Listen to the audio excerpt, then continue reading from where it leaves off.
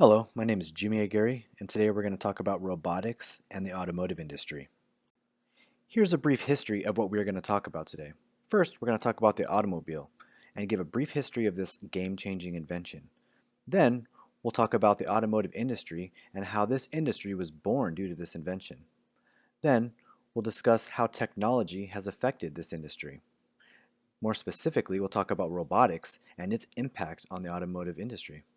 Finally, we'll discuss the impact that robotics has had on the industry thus far. Let us start by giving a definition of industry. Industry is the production of goods or services within an economy. The major source of revenue of a group or company is the indicator of its relevant industry. And as I mentioned earlier, today we're going to focus on the automotive industry. When it comes to the history of the automobile, there's still much debate as to who invented the first automobile and what the first automobile actually was. Some believe that steam-powered engines defined the very first automobile, while others believe that combustion engines should define what the very first automobile was. We'll start with steam. The steam-powered automobile was designed by Nicolas Joseph Cugnot, a Frenchman and a military engineer. He designed the à-vapeur in 1679. The à-vapeur was a steam-driven, piston-powered automobile. It had three wheels, and the heat source that produced the steam was wood. So you had to literally burn wood in this big cauldron-looking thing over here. The vehicle could only go approximately 2.25 miles per hour, and it could only drive for 15 minutes before needing to have a break. You'd have to put more wood on the fire to create more steam, and I think it would overheat also. So it would have to have a break after 15 minutes of continuous driving. Next, we'll talk about the gasoline-powered automobile. The gasoline-powered automobile was actually invented by two people, actually two separate groups of people. First was Carl Friedrich Benz. You may recognize the name from Mercedes-Benz, and he's actually the founder. He first drove his motor wagon in 1885. It was an internal combustion automobile, and it was also the first vehicle that had an integrated chassis. This too was also a three-wheeled vehicle, and you can see it up in the top left, right next to Benz. Then you also have Gottlieb Daimler and Wilhelm Maybach, and they designed the Stahlradwagen, or the steel-wheeled car. This one was actually a four-wheeled car, and it also was gasoline powered, and it was the very first high-speed engine. One interesting fact to note is that both men filed their patent on the exact same day in different parts of Germany, and neither group of men knew each other. They just happened to file the patent on the exact same day, which is very interesting. And finally, we'll talk about Henry Ford. Henry Ford, as I'm sure everyone knows, is the founder of Ford Motor Company. But he actually worked for Edison Illuminating Company. And in 1903, he designed his quadricycle, which was a gasoline-powered horseless carriage. He actually designed it in his backyard in a shed on his free time while he was working at the Edison Company. He actually established Ford Motor Company 5 years later, and very short time after that, he introduced a bunch of revolutionary mass production methods. The standardized interchangeable parts so that you could have just one part that could fit on different vehicles or have different applications. And also, he invented large production facilities and the moving assembly line, which is very important for what we're going to discuss today. Now let's take a closer look at the assembly line, then versus now.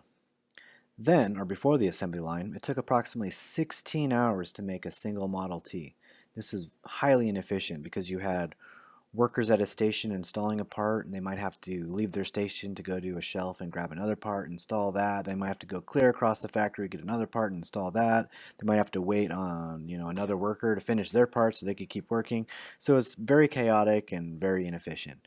However, after Henry Ford created the assembly line in 1910, they found that they could make the same Model T in less than half the time. And basically the assembly line was you would have one worker at a station, and he would install just one part. And after he installed that part, they would push the car down the assembly line, and then the next person would install their part, and so on and so forth until the car was finally finished. The downside of that, though, is that the jobs were very repetitive. So workers basically functioned as machines. So it could get very boring, very cumbersome, and it could probably burn out people pretty quickly. Now, however, now that the assembly line is actually very mainstream, you actually have robots taking over those very repetitive jobs. So that way, robots can function as machines as they were intended.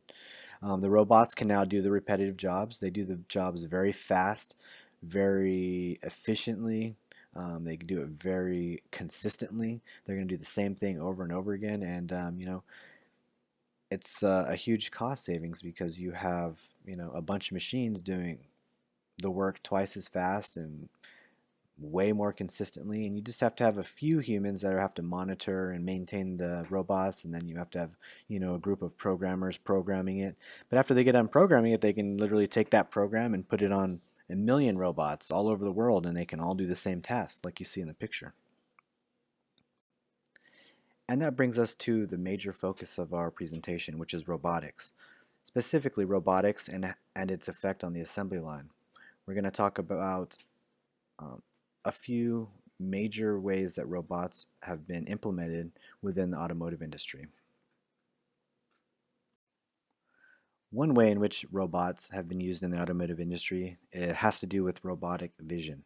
Robotic vision was actually used first for the 2013 Ford Escape, and basically it was a set of robot eyes that could see where a part was being placed on a car. Specifically in the picture you see here, um, they're actually installing windshields, but the robot eyes are basically lasers, and they can see exactly where they're going to install the window, um, which was very good because you could be very precise on where you place parts, specifically the window, and you could also adapt to minor changes in the vehicle. Say you have a different model of the vehicle, but it has a similar window, where you could easily offset the windshield and install it correctly, um, because you have the eyes and they can actually see where the target is and where it needs to be moved or offset in order to meet a specific application for a specific vehicle. Um, and it's really great because the lasers could recognize the very smallest deviations, and then you could also monitor how well these parts were being installed, and you could review it later. Next, we're going to talk about collaborative robots, specifically robot to robot collaboration. The Great Wall Motors, or the GWM in Tianjin, China, was actually one of the first to implement this collaborative robot model. And basically, you had two different robots, and they were actually helping each other complete their task. For this example, you have the IRB 7600 robot, and actually its job was just to grab parts and hold them in place, while the IRB 6640 would weld the parts in place. So you had both of these robots working together to actually accomplish their task. Next, you have a robot application that's actually straight out of the comic books, almost like an Iron Man type of thing. Basically, it's a bionic arm, and what it does is actually supports the weight of, say, if you have a grinder in your hand and you're doing the same task over and over and over again every day, it'll kind of reduce the strain on your joints and reduce fatigue in humans. And it actually can sense how you're moving, and it will move with you, and it actually just kind of offsets some of that weight that's being put on humans. And then you have the human robot collaboration, where you have a human working alongside with the robot. In this example, you have at the BMW plant, a robot is actually placing a thin bead of sealant around the car door to reduce sound. And then you have the human, after that sealant has been placed there, can come in and actually put the car panel, or the car door panel on top of the sealant. And so in this way, they're kind of working together to accomplish a common goal. And finally, you have robotic painting. And in the example, you can see there's just a robot arm, and it's applying paint to like a back bumper of a car. It's very good because the robot can be very precise. It can apply the exact same amount of paint to every single part every single time, and you can monitor the exact mixture that's coming um, out of the robot, and it can do the exact same job, and be you can rest assured that probably every single back bumper panel is going to be consistently painted all the way down the line because it's being monitored consistently or continuously, via probably a computer or a microcontroller. So in this way, it's highly efficient. It's going to save a lot of cost. Not to mention, humans can't be in a room and paint without protective equipment. Well, whereas the robot, fumes don't bother it. It can still do its job, so it's probably saving money in that respect as well.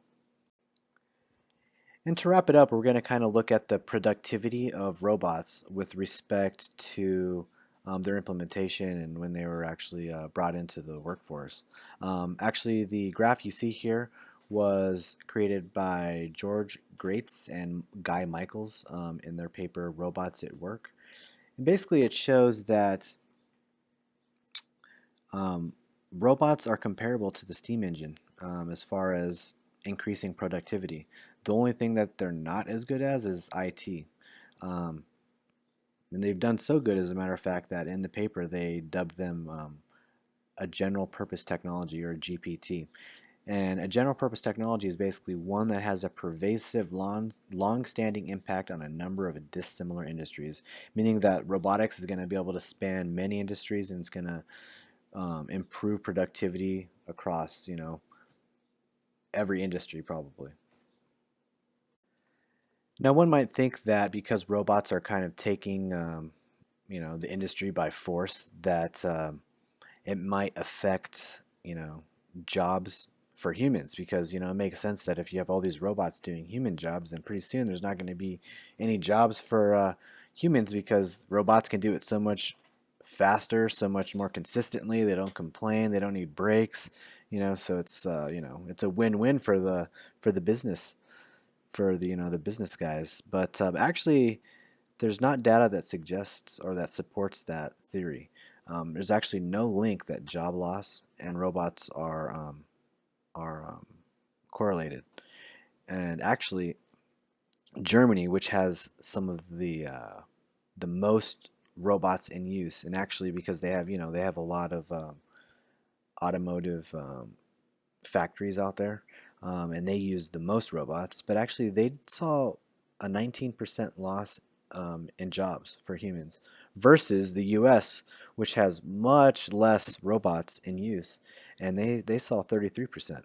Um, Furthermore, you have Korea, Italy, and France. They lost fewer jobs while they were actually increasing their use of robots. And on the flip side, you have UK and Australia, which actually lost more jobs more rapidly when they invested less in robots. So it's almost like the opposite is true. And that wraps up our presentation. Thank you.